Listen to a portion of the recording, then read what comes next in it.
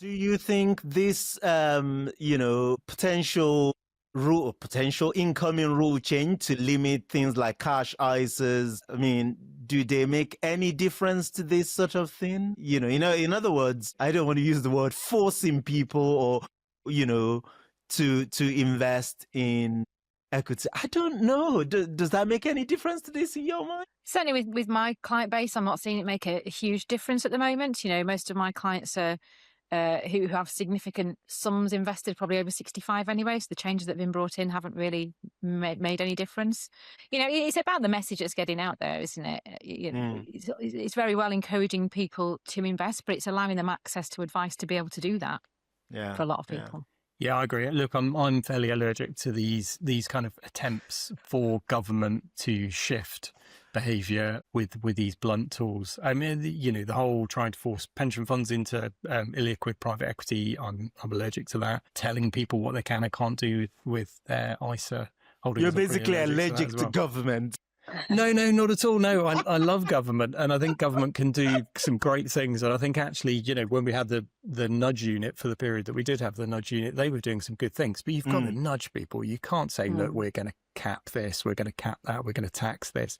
It's not, I mean, you can if you're trying to raise revenue. That's absolutely fine. I don't object to that. But you need to nudge people gently and cleverly. And I'm not seeing much of that. I haven't seen much of that for several years. That's not party political. And the problem we've got is that, when the market's in decline, it's all over the news. And when it's in positive territory, we don't hear about it. So that's the messaging that's going out to the general public. We need more positive messages going out there about the long-term benefits of investing. Yeah, that I find the biggest challenge, actually. We've made it so easy or much easier for people to borrow money than to invest. We scared shitless, we scared people shitless about investing. We've covered everything in disclosure and, caveats and all these things. I'm sorry, the average British investor even isn't well educated or given any confidence, to be long-term investors, unfortunately. If we can find a solution to that, and you do see green shoots, for instance, Martin Lewis, for the first time in a very long time recently, did a piece on investing. I saw a chart that he put on, something about 10-year performance of different asset classes, cash, equities, and things like that. And he says something like, 10 years, long-term equity return. I'm thinking, 10 years long-term? No, that's not. Do you know what though? That was brilliant because he's a voice that isn't a financial advisor that people listen to. He's always talked about debt, managing your bills, cash. For him to come out and say, look, actually cash isn't the way to make a good long-term return was great. I was slightly disappointed. There were a few people from our profession giving him a bit of a kick because something on the chart wasn't quite right or he mislabeled. We do that. I mean, it doesn't matter. His fundamental point was a really positive one to a broad audience. So absolutely, it's about the messaging, isn't it? And the panel that were on there as well, well-respected professionals. We had the regulator on there. We had the vice president of the PFS on there. We had, it was a really good, well-educated panel giving positive reinforcements to the general public, and that's what we need. We need to increase public trust in investing. 100%. More of that, please. More of that. And then we are moving on to what is. Well, listen, I'll tell you what, before you move on, you were talking, so you pulled the pin on the active versus passive hand grenade. So we need to talk about Mr. Smith, I think, surely at this point. We've held off for half an hour in the podcast. I don't know if people saw it, but another letter to his investors, another year of underperformance. I think he's underperformed now. It's not just, he's been really underperforming the last 5 years, but I think actually the last 5 years have been so tough on him that now the last 11 years, I think he's underperformed, the passive equivalent to his fund. And his end of year letter, I thought did give me a bit of a giggle because he was blaming passive investing this time for his active management underperformance. And this seems to have done him much harm from a fees and a lifestyle point of view personally. But yeah, apparently passive investing is going to bring around some kind of Armageddon, and it's prevented Terry Smith from even performing in line with the index. Explain. Carla, this is where we lose you. Indeed.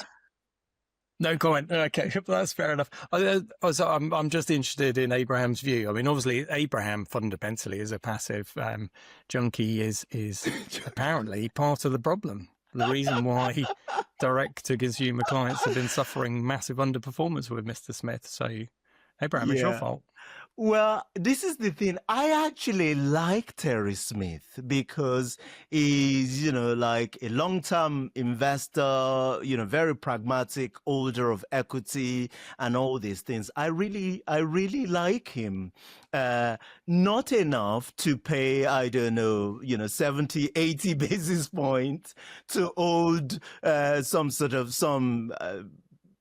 of global equity fund. I just would not, or UK equity fund, But again, you're absolutely right. I mean, it's the gap in his performance relative to global equity now is just so high, so untenable. I do think that we are at the point where, he is at the point where, unfortunately, Wood was before everything just turned to dust, basically. So I'm sorry, Mr. Smith, you've probably passed your sell-by date. But this constant thing, right? This thing that you see, active managers do, which is to blame index investors for frankly anything, just doesn't make sense if you break it down to like the simplest form. Index investors, we are price takers, just frankly, every consumer is, I don't go to Tesco's and try to haggle my way. I don't go to Sainsbury's or for most things that we buy in life. If you're buying very expensive or high service or whatever, you can haggle. But, in free capitalistic society, we buy things and we trust